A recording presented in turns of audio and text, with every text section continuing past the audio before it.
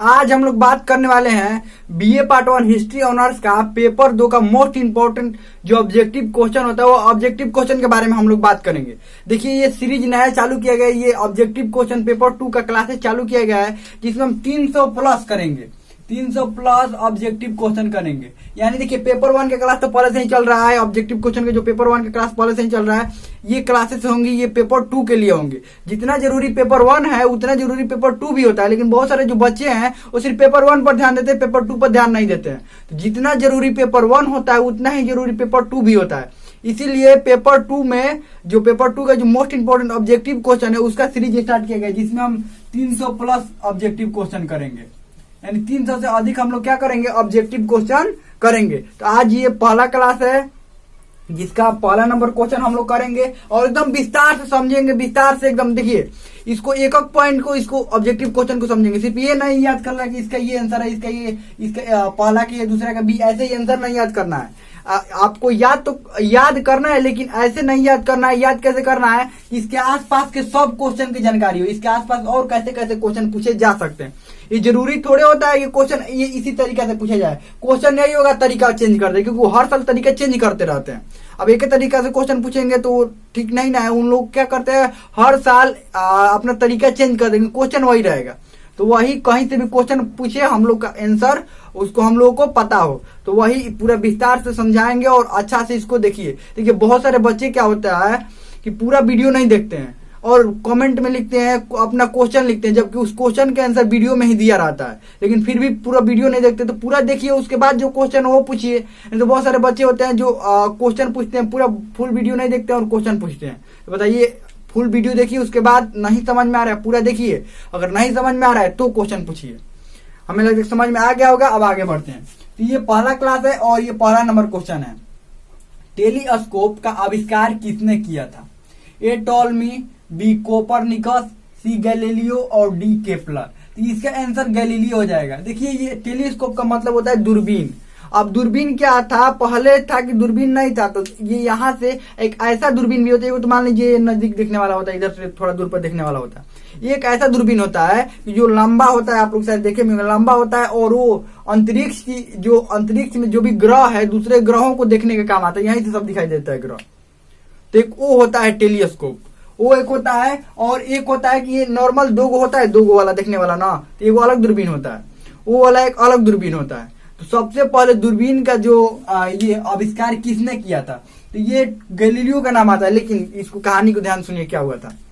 चश्मा व्यापारी था, 2 गो चश्मा व्यापारी थे, तो उन्होंने सबसे पहले, माना जाता है कि उन्होंने ही दूरबीन बनाया था। सबसे पहले क्या बनाया था, दूरबीन, यानी कि टेलीस्कोप सबसे पहले उन्होंने बनाया था। लेकिन उतना उन लोगों का प्रमाण नहीं मिल पाता है कि हाँ उन्होंने बनाया था, क्या किया था। लेकिन सबसे बेहतरीन, सबसे पहला किसने बनाया था, गैलीलियो का प्रमाण अच्छा से मिल पाता है, इसीलिए इसका नाम आता है। किसने किया टेलीस्कोप का आविष्कार, किसने किया था, गैलीलियो ने किया था। अगला 2 नंबर है, निम्न में से किस घोषणा द्वारा ईसाई धर्म को राजधर्म घोषित किया गया? कौन से घोषणा द्वारा ईसाई धर्म को कौन सा धर्म घोषित किया गया, राजधर्म? ए मिलान घोषणा, बी पेरिस घोषणा, सी सिसली घोषणा, और डी इनमें से कोई नहीं। तो ये मिलान घोषणा द्वारा ईसाई धर्म को राजधर्म घोषित किया गया।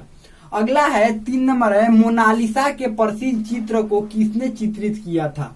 जो मोनालिसा का प्रसिद्ध चित्र है, मोनालिसा का आप लोग शायद चित्र भी देखे होंगे, बहुत महंगा, सबसे अधिक पेंटिंग में सबसे महंगा कौन सी पेंटिंग है, वही मोनालिसा वाला पेंटिंग है। शायद आप नाम भी जानते होंगे, मोनालिसा का पेंटिंग भी देखे होंगे, वो बहुत ही बेहतरीन पेंटिंग है।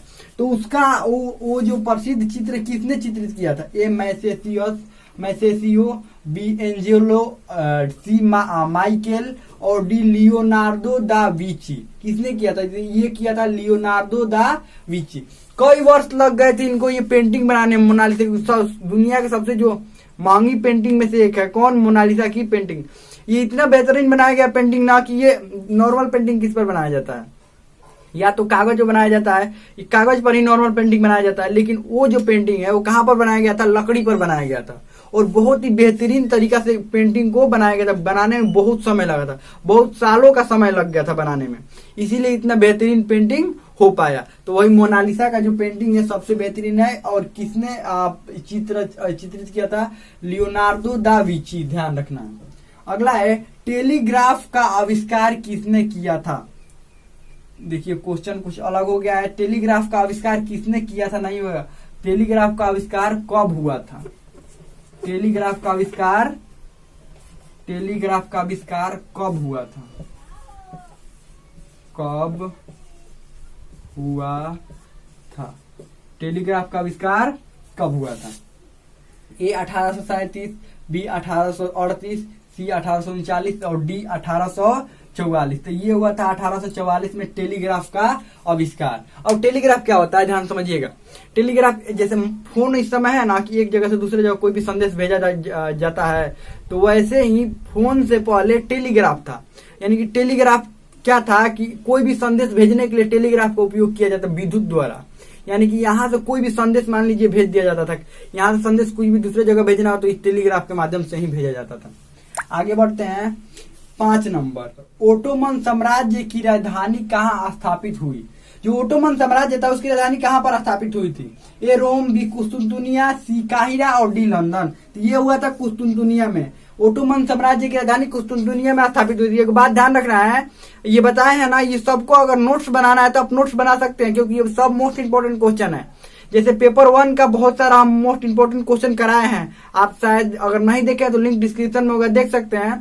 ये पेपर 2 का भी क्लासेस शुरू हो गया और ये भी उतना ही मोस्ट इंपोर्टेंट है जितना कि पेपर 1 का है, क्योंकि पेपर 1 और पेपर 2 दोनों बराबर ही होता है। जितना इंपॉर्टेंट पेपर 1 है उतना इंपॉर्टेंट पेपर 2 भी होता है, इसको भी ध्यान रखना है।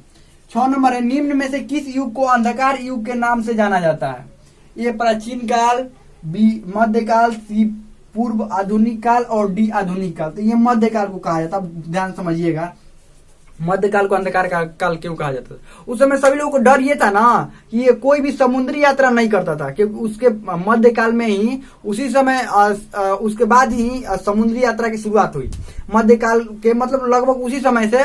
और मध्यकाल को अंधकार का युग कहा जाता है क्योंकि उस समय लोग डरते थे। डरते ये था ना कि कोई भी समुद्र में नहीं जाता था। उन लोगों को ये था ना कि पृथ्वी चपटी हुई है। कैसी है? ऐसे चपटी हुई है और समुद्र ऐसे जा रहा है। आप देखे भी होंगे कि कुछ दूर पर लगता है कि आसमान और धरती मिला हुआ है। अभी भी देखने पर लगता है दूर पर कि आसमान और धरती मिला हुआ है। तो उन लोगों को ये लगता है कि मान लीजिए ये समुद्र है, इधर जाने पर आसमान और धरती मिल रहा है, तो ये शायद ये नीचे गिर रहा होगा, जैसे झरना गिरता है ना, ऐसे पहाड़ पर से झरना ऐसे नीचे गिरता है। तो उन लोगों को भी क्या लग रहा था, समुद्र कहीं ऐसे नीचे गिर रहा होगा, हम लोग आगे जाएंगे तो हम लोग भी क्या हो जाएंगे, ऐसे गिर जाएंगे। इसीलिए वो लोग क्या करते थे, समुद्री यात्रा नहीं करते थे। लेकिन कुछ साहसी नाविक थे वो अपना जहाज कहां पर उतारे? समुद्र में। और जहाज भी अच्छा बनने लगा था। फिर उसके बाद जहाज अच्छा बनने लगा था और ये देखने के लिए किस दिशा में हम जा रहे हैं, ये सब यंत्र यानी कि मशीन भी बन गया। उसके बाद जो अंधकार युग धीरे धीरे क्या हुआ, खत्म हुआ और सभी लोगों को पता चला पृथ्वी चपटी नहीं गोल है। और उसके बाद समुद्र में जाने पर कोई दिक्कत नहीं है। दिक्कत का मतलब नीचे ऐसे नहीं गिर जाएंगे समुद्र में जाने पर। तो यही अंधकार युग, इसीलिए इसको क्या कहा जाता है, मध्यकाल को अंधकार का युग कहा जाता था। आगे बढ़ते हैं। यूरोपीय मध्यकालीन युग के अंतर्गत निम्न में से किसे शामिल करते हैं? यानी कि कब से कब तक का समय माना जाता है कि अंधकार काल का युग था? 500 से 1000, बी 500 से 1500 और डी सी 1000 से 1800 ईस्वी और डी इनमें से कोई नहीं। तो ये है 500 से 1500 के बीच में ये माना जाता है कि अंधकार युग था, क्योंकि 1492-98 में ये खोज होने लगा था। 1492 में खोज हुआ, फिर 1498 में खोज हुआ। 1498 में भारत का ही खोज हुआ था। भारत का खोज कब हुआ था? 1498 में। तो यही उस समय खोज होने लगे थे, नाविक यात्रा करने लगे थे। तो इसीलिए इस काल को क्या कहा जाता था? इस काल को 1500 से जो पहले वाला काल था उसको अंधकार युग, क्योंकि लोग डरते थे कि लोग अगर जाएंगे तो समुद्र में गिरकर अंत होने का भय बना रहता था। इसीलिए उसको अंधकार युग कहा जाता था। लेकिन उसके बाद खोज होने लगे, सब व्यापारियों को पता चला कि नहीं ऐसा कोई बात नहीं, तो अंधकार युग धीरे धीरे क्या हुआ, खत्म हो गया। तो ये हो गया बी नंबर का, ये 7 नंबर के आंसर बी, 500 से 1500 ईस्वी। अगला है 8 नंबर। किसे सिटी ऑफ गॉड नामक पुस्तक की रचना की है? किसने सिटी ऑफ गॉड नामक पुस्तक की रचना की है? ए माइकल, बी थियोडिस, सी आगस्टीन और डी कार्लेमन। तो ये आगस्टीन ने किया था। क्या किया था? आगस्टीन ने सिटी ऑफ गॉड नामक पुस्तक की रचना किया था। अगला है सोलोमन निम्न में से किसका आधिकारिक नाम था? सोलोमन निम्न में से किसका आधिकारिक नाम था? ए मंत्री का, बी राजा का, सी पुरोहित, डी सैनिक। तो राजा को क्या क्या कहा जाता है? यूरोप की बात है, ये कहाँ की बात है? यूरोप में। तो ये सोलोमन कौन था? सोलोमन राजा था। क्या था? राजा। ध्यान रखिएगा। सोलोमन का जन्म कब हुआ था? सोलोमन का जन्म कब हुआ था? ये 715 ईस्वी, बी 742, सी 768 और डी 805। तो ये है 742 ईस्वी में सोलोमन का जन्म हुआ था। और कोई भी डाउट हो, कोई भी क्वेश्चन हो तो आप कमेंट में पूछ सकते हैं। और ये जो मोस्ट इंपोर्टेंट ये सारे ऑब्जेक्टिव क्वेश्चन है, इसको हमें लगता है कि अच्छा सबको समझ में आ गया होगा। कोई भी डाउट हो, कोई भी क्वेश्चन हो तो आप कमेंट में पूछ सकते हैं।